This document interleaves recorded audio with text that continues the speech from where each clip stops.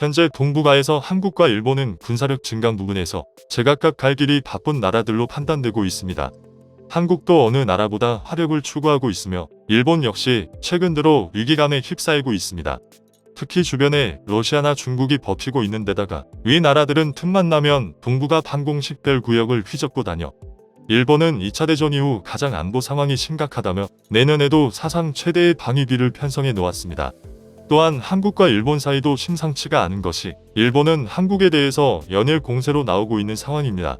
일본 자민당은 얼마 전부터 한국 고통주기 전담 대응팀을 국가 차원에서 꾸리는 매우 놀라운 일을 저질렀는데요.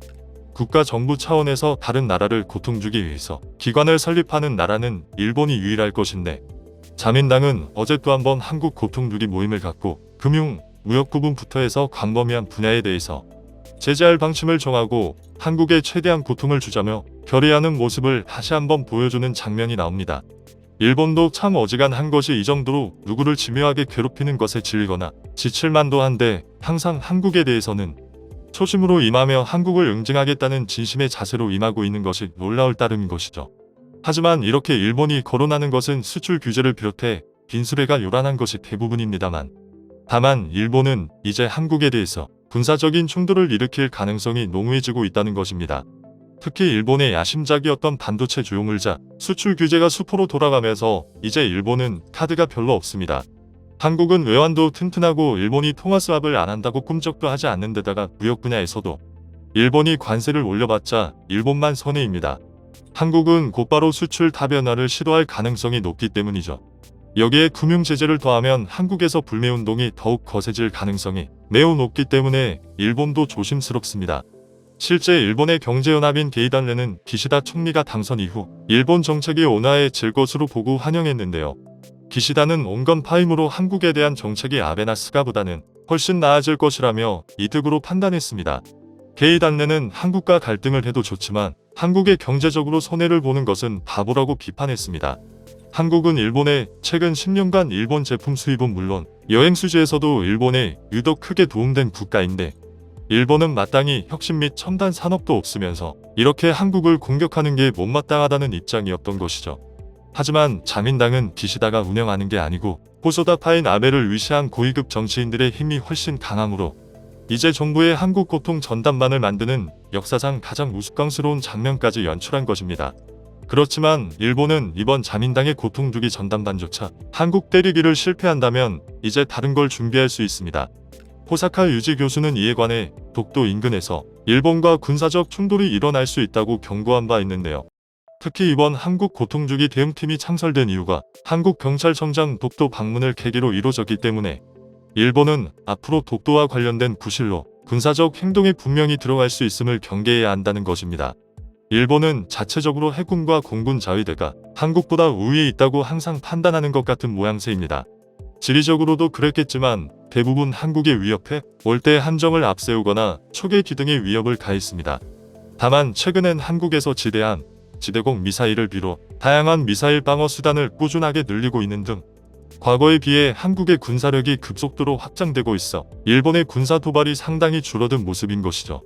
일각에서는 한일 간에는 미국 때문에 작은 교전이라도 일어나기는 거의 힘들다고 이야기하고 있습니다만 한국에 힘을 갖춰놓지 않는다면 일본은 과거와 같이 호시탐탐 한국의 독도 및 대륙 침략 야욕을 보일 것입니다. 그런데 이러한 상황에 한국과 미국이 뭔가 꾸미고 있다는 의견이 일본에서 제기되고 있습니다. 게다가 한국의 지방에서 구체적으로 땅을 넓게 매입해 관련 작업에 착수한 게 아니냐는 의견도 나오는데요. 일본에서 괜한 딴지를 거는 상황도 많습니다만 이번엔 미국 언론의 말이라 그냥 못 넘어가는 것인데요. 현재 미국 언론이 무슨 말을 했으며 한국의 지방에 어떤 프로젝트가 진행 중인지 궁금함이 생기는데요. 이러한 것은 우선 미국 매체에서 다시 한번 한국의 핵무장에 대해 거론하면서 나온 이야기이기도 합니다. 미국은 핵 확산을 명확하게 반대하는 기류가 강해서 한국에 핵우산만 제공하고 핵은 제공하지 않는다고 했으나 최근 미국의 정치 유력 매체인 포린 폴리시에 따르면 미국의 군사고위급 인사를 비롯한 싱크탱크 등으로부터 설문조사 결과 한국의 핵무장에 대해서 50%는 핵무장을 강력하게 반대한다고 의견을 밝혔으나 놀랍게도 다른 50%는 한국의 핵무장을 적극적으로 찬성한다는 입장을 밝힌 것으로 나왔습니다. 이는 과거 미국의 입장보다 훨씬 진일보한 것으로 한국의 핵무장을 찬성하는 이유는 현재 동북아에서 핵을 배치할 국가로는 한국이 적당하다는 것입니다. 우선 북한이 핵을 가지고 있기 때문에 대칭 전략으로 한국에 핵을 배치하는 것이 가장 바람직한 판단이며, 노골적으로 얘기하자면 북한이 미국에 핵을 쏘는 것보다 한국에 핵을 갖춰놓으면 시선 분산이 된다는 것입니다. 또한 한국도 항상 대칭 전략을 원하기 때문에 애매한 핵우산보다 핵무기 배치가 맞다는 의견을 내는 것이죠. 게다가 갈수록 동북아에서 중국의 힘은 커가고 있으며 러시아조차 중국과 손을 맞잡아 미국도 곤란한 상황인데, 만약 미국이 이 상황에 대만에 핵을 배치한다면 사실상 중국과는 모든 관계가 끊어질 것이기 때문입니다. 포린 폴리시는 미국이 대만에 핵을 배치하면 중국의 극렬한 반대로 이는 불가능하다는 의견을 내놨습니다. 따라서 최근 들어 갈수록 미국의 정치 매체, 싱크탱크 등에서는 결국 한국 핵무장이 답이라는 결론을 내놓으며, 예전과는 다르게 전문가들조차 반반씩 나눠서 한국의 핵무장에 대해서 갑론을박의 의견을 주고받습니다. 그만큼 한국이 지정학적으로 주목받는 것이고 미국이 가장 눈여겨보는 장소라고 할 수 있는데요. 여기에 어제자로 미국 주요 매체인 NYT마저 과거 트럼프 대통령의 일화를 꺼내놓고 운을 뗐습니다. 그러면서 한국은 핵잠을 아주 오랫동안 원하고 있다라면서 트럼프 대통령 때 한국은 핵잠을 미국에 요청했는데, 당시 문 대통령이 트럼프에게 여러 차례 그런 말을 하자 트럼프가 회의도 없이 미국 핵잠을 사는 건 어떤가라면서 양 국가 간의 핵잠 논의가 불붙게 되었다는 것입니다. 트럼프 대통령은 세일즈 대통령으로 구미가 당겼던 것인데, 한국에서도 원하니 한국이 미국의 핵잠을 그대로 구매하는 방안에 대해서 서로 의견이 맞은 것입니다. 미국 핵잠을 사가라는 것을 아무 사전 논의 없이 미국 대통령이 한국에 제안한 것은 매우 놀랄 일인 것이죠. 다만 트럼프 대통령은 한국 보고 핵잠을 구매하라고 한 뒤 후속 조치를 더 이상 취하지 않은 것으로 보입니다. 이는 당시 미국의 참모진들의 반대가 있었던 것 같고, 이들은 한국의 미사일 지침 해제에 대해서도 불만이었는데, 만약 핵잠까지 내어준다면 핵 확산 문제도 그렇고 한국에 너무 많은 것을 준다며 반대한 것으로 알려졌습니다. 그러나 NYT는 당시에 알려지지 않은 이야기가 있다며 덧붙였는데, 사실 한국은 트럼프의 핵잠 판매 제한 때 그렇다면 핵원료 처리는 어떻게 할 것인지 물었는데, 당시 핵원료에 대한 협력도 어느 정도 진행됐다는 것입니다. 핵잠 운영 시 핵연료 재처리 등 여러 방안을 해결하면 대한민국 핵잠을 단독으로 만들 수도 있게 되는데요. 현재는 미국과 핵과 관련한 협상으로 인해 막혔던 부분인데, 트럼프는 미사일 지침 해제도 2차례나 허가해서 내친 김에 핵연료 제한도 풀어보자는 움직임이 있었다는 뉘앙스로 NYT는 보도한 것입니다.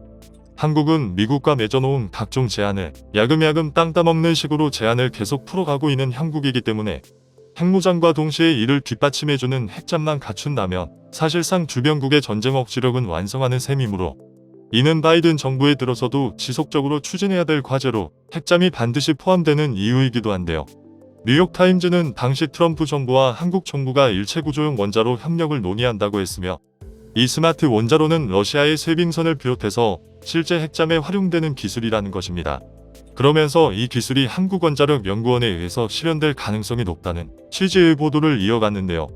한국원자력연구원은 7월에 경주시 간포읍에 문무대원 과학연구소를 착공해 2025년 완공합니다.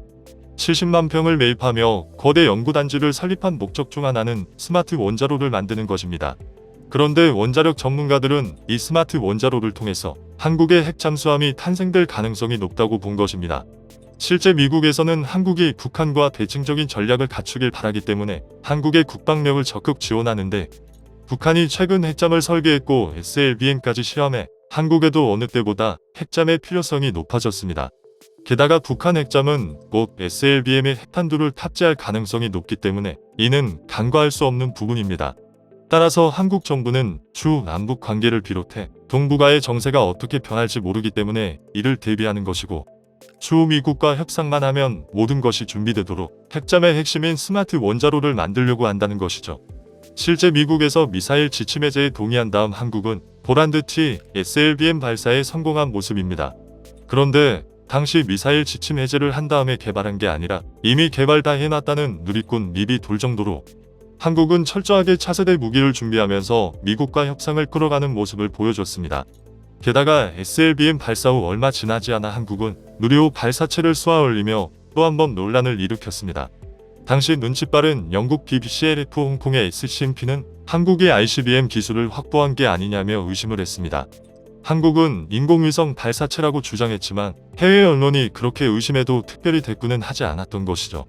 ICBM 기술을 확보했다는 것은 주변국들이 한국을 공격할 의지를 점점 더 잃어간다는 뜻이기 때문입니다.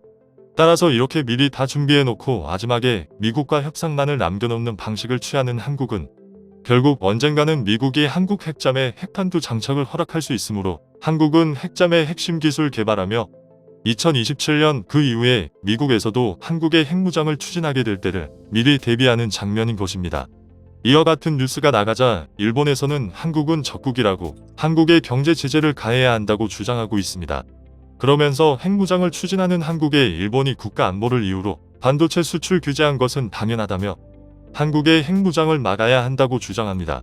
그런데 이는 한국이 아니라 다름 아닌 미국이 현재 구상하고 있는 바이며 또한 한국 반도체 회사는 이제 한국뿐 아니라 미국에까지 설립이 확장되고 있는 국면으로 일본이 수출 규제를 하면 미국을 공격하는 것과 마찬가지이기 때문에 일본은 꼼짝을 못하게 됩니다. 사실상 일본은 한국에 대한 카드가 이제는 거의 없는 것으로 보이는 국면인 것이죠. 일본 자민당이 한국 고통주기 전담 대응팀을 만들어도 한국은 군사, 첨단 공급망 분야 등 일본에 비해서 저만치 앞서가며 아날로그의 일본보다 다방면에서 훨씬 진도가 빠르게 나가는 것으로 확인됩니다. 일본은 여전히 한국을 무너뜨리려고 노력하지만 이제 한국과 많은 면에서 차이가 벌어지고 있습니다. 다음은 관객들의 댓글입니다. 정부 차원서 공개적으로 한국 고통주기 전담반을 두는 매우 몰상식하고 도발을 획책하는 일본에 대하여 대응적 태세만을 갖는 것은 국가존엄적 차원서 매우 미흡하므로 선제적 타격을 줄 방안까지 포함하여 도발하면 어떤 결과를 맛보게 될지 예상할 수 있도록 해줄 필요가 있다. 한국을 핵무장시키지 않고는 미국은 러중연합에 맞서 절대로 아시아에서 패권을 유지할 수 없다. 내친김에 한반도 통일까지 밀어붙여서 한국을 동아시아 최강국으로 만들어야 미국의 영향력이 더욱 강력해질 것. 동맹국인 미국이 한국을 믿지 못하고 계속해서 한국의 발목을 잡는다면 그건 미국과 한국 모두의 손해. 북한, 중국, 일본을 최대한 이용해서 자주 국방으로 가야 합니다. 고만고만한 개들은 자주 싸우지만 전투력이 압도적인 호랑이들은 싸우기보단 자신의 영역을 구축하고 홀로 살아갑니다. 서로의 힘을 알기에 싸우면 서로 죽는다는 걸 알기 때문입니다. 우리도 동북아의 호랑이가 되어야 합니다.